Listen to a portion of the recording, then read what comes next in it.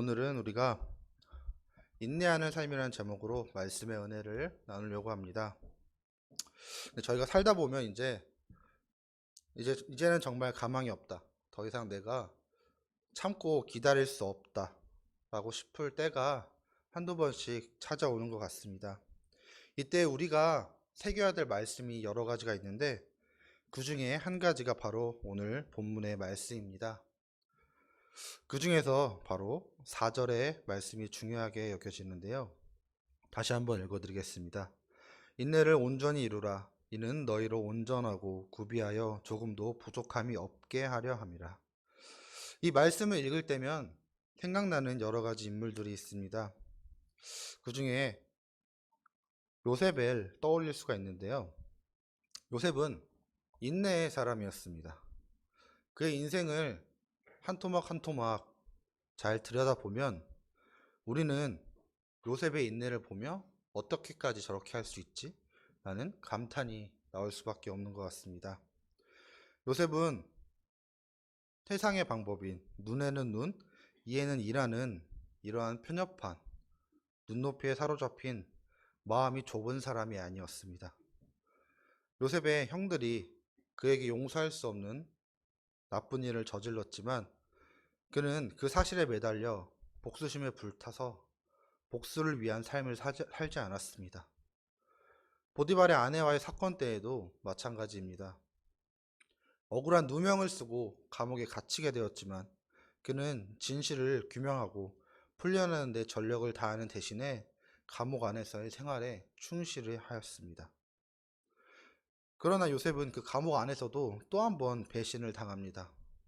죄를 사면 받기만 하면 바로에게 요셉의 무죄를 고하기로 했던 술 맡은 관원장이 2년이 지나도록 그 약속을 까맣게 잊은 것입니다.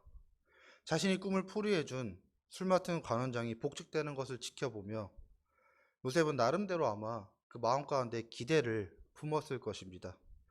그러나 시간이 지나도 아무 소식이 들려오지 않았습니다. 요셉의 마음은 얼마나 참담했을까요? 그러나 이번에도 요셉은 그 사실을 묵묵히 받아들입니다. 과거에 사로잡히지도 않고 불의한 상황에 절망하지도 않고 자신이 당한 배신에도 분노하지 않으며 매 순간순간을 끝없이 인내했습니다. 하지만 미루어 짐작하건대 요셉도 사람이니까 억울했고 분하고 아프고 슬펐을 것입니다.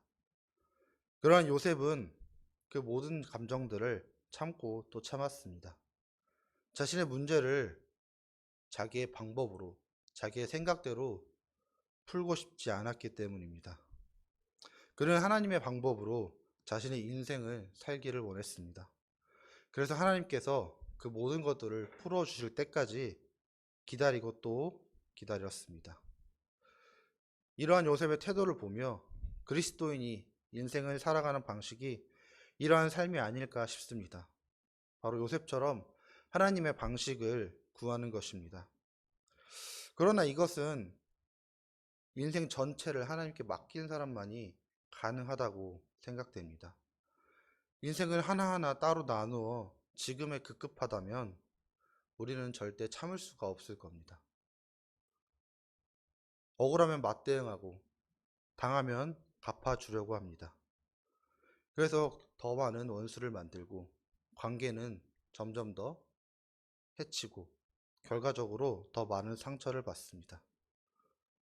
그렇기에 지혜로운 그리스도인들은 어떤 일을 만나도 인내하는 자들입니다.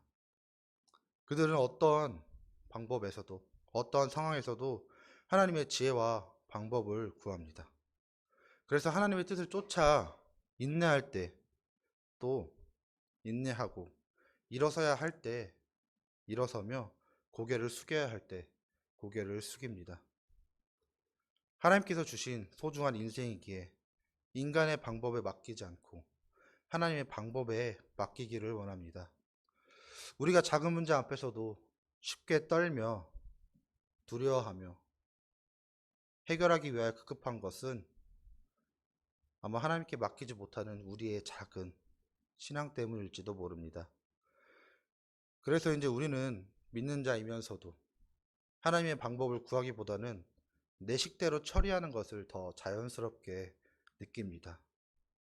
하지만 이제는 그러한 삶의 방식을 통해서 행복을 느끼지 않기를 원합니다.